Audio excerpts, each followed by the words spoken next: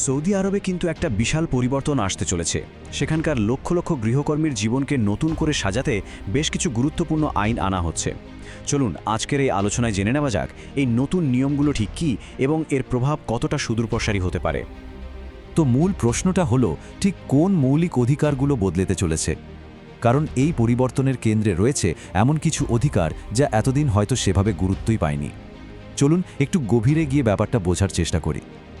আচ্ছা, তো এই পরিবর্তনগুলো কেন এত জরুরি? এর পেছনের কারণটা কি? এটা বুঝতে হলে আমাদের কয়েক দশক ধরে চলে আসা একটা বিতর্কিত সিস্টেমের দিকে তাকাতে হবে। দেখুন, এই ব্যাপারটা কিন্তু একদিনে ঘটেনি। এটা একটা লম্বা সংস্কার প্রক্রিয়ার ফল। এর মূলে রয়েছে সেই বিতর্কিত কাফলা ব্যবস্থা। মানে ব্যাপারটা এমন ছিল যে একজন কর্মীর সবকিছুই তার মালিক বা নিয়োগকর্তার হাতে বাঁধা। এই শোষণের সুযোগ বন্ধ করার দাবি উঠছিল 2008 সাল থেকেই। 2021 সালে কিছু পরিবর্তন আনা হয়, আর এখন এলো একটা পুরোপুরি নতুন গাইডলাইন। এখন কথা হচ্ছে এই গৃহকর্মী বলতে ঠিক কাদের বোঝানো হচ্ছে। দেখুন, ব্যাপারটা শুধু ঘরের কাজের মধ্যেই সীমাবদ্ধ না। এর মধ্যে কিন্তু প্রাইভেট ড্রাইভার, মালি, পাচক, এমনকি সিকিউরিটি গার্ডরাও আছেন। তার মানে এর আওতাটা কিন্তু বেশ বড়। তো চলুন এখন মূল সমাধানে আসা যাক। এই নতুন অধিকার সনদে আসলে কি বলা আছে সেটা একবার দেখে নেই। সৌদি মানব সম্পদ মন্ত্রণালয় কিন্তু পরিষ্কার করেই বলেছে তাদের লক্ষ্যটা কি। তারা চায় কর্মীদের জন্য একটা সম্মানজনক আর স্থিতিশীল কাজের পরিবেশ তৈরি করতে। এটা নিঃসন্দেহে একটা বড় পদক্ষেপ। আর এটাই হচ্ছে সম্ভবত সবচেয়ে বড় এবং যুগান্তকারী পরিবর্তনটা। একবার ভাবুন, এতদিন পাসপোর্ট বা আকামা মানে রেসিডেন্স পারমিট মালিকের কাছে জমা রাখতে হতো। এটা ছিল কর্মীদের একরকম আটকে রাখার সবচেয়ে বড় একটা অস্ত্র। কিন্তু এখন থেকে এই প্র্যাকটিসটাকেই পুরোপুরি অবৈধ ঘোষণা করা হয়েছে।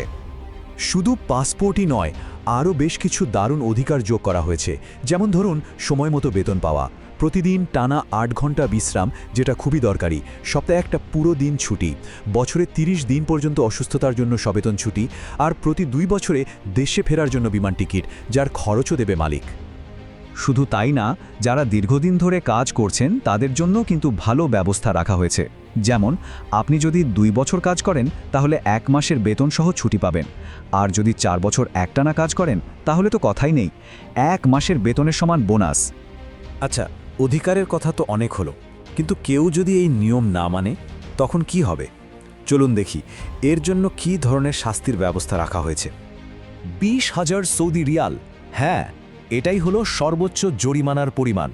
কোনো মালিক যদি এই নতুন নিয়ম ভাঙেন তাহলে তাকে এই পরিমাণ জরিমানা গুনতে হতে পারে। বাংলাদেশি টাকায় অঙ্কটা কিন্তু প্রায় 6.5 লাখ। বেশ বড় একটা অঙ্ক, তাই না? তবে একটা ব্যাপার কিন্তু পরিষ্কার, এই নিয়মকানুনগুলো একতরফা না। একদিকে যেমন মালিকের জন্য নিয়ম ভাঙলে বড় জরিমানা বা নিয়োগে নিষেধাজ্ঞা আছে, অন্যদিকে কর্মীদেরও কিন্তু কিছু দায়িত্ব পালন করতে হবে। যেমন মালিকের জিনিসপত্র বা গোপনীয়তা রক্ষা করা, আর সেগুলো না মানলে তাদের জন্য জরিমানা বা কাজ করার উপর নিষেধাজ্ঞা আসতে পারে। তো এই যে এত সব নিয়ম কানুন, এগুলো আসলে কত মানুষের জীবনে প্রভাব ফেলবে? চলুন সেই বিশাল চিত্রটা একবার দেখি। একটু সংখ্যাটার দিকে তাকান। 2.05 মিলিয়ন, মানে 20 লাখেরও বেশি। আর এটা শুধু পাকিস্তান থেকে যাওয়া কর্মীদের সংখ্যা, তাও মাত্র কয়েক বছরের মধ্যে। ভাবা যায় এই শ্রমবাজারটা আসলে কত বড়। আর শুধু পাকিস্তান তো নয়, বাংলাদেশ, ভারত, ফিলিপাইন, ইন্দোনেশিয়া, এরকম আরও অনেক দেশ থেকেই কিন্তু লক্ষ লক্ষ মানুষ সেখানে কাজ করতে যান। তার মানে বুঝতেই পারছেন, এই আইনের প্রভাবটা কিন্তু শুধু সৌদির ভেতরেই সীমাবদ্ধ নেই, এটা একটা আন্তর্জাতিক ব্যাপার। সব মিলিয়ে এই নতুন আইনগুলো কিন্তু একটা বড় প্রশ্ন সামনে নিয়ে আসছে। এটাই কি সেই কাফালা সিস্টেমের আমূল পরিবর্তনের শুরু? এই অঞ্চলের শ্রমিকদের অধিকারের জন্য এটা কি একটা নতুন দিগন্ত খুলে দেবে? এখন দেখার বিষয় হলো এই আইনগুলো বাস্তবে কতটা কার্যকর হয়।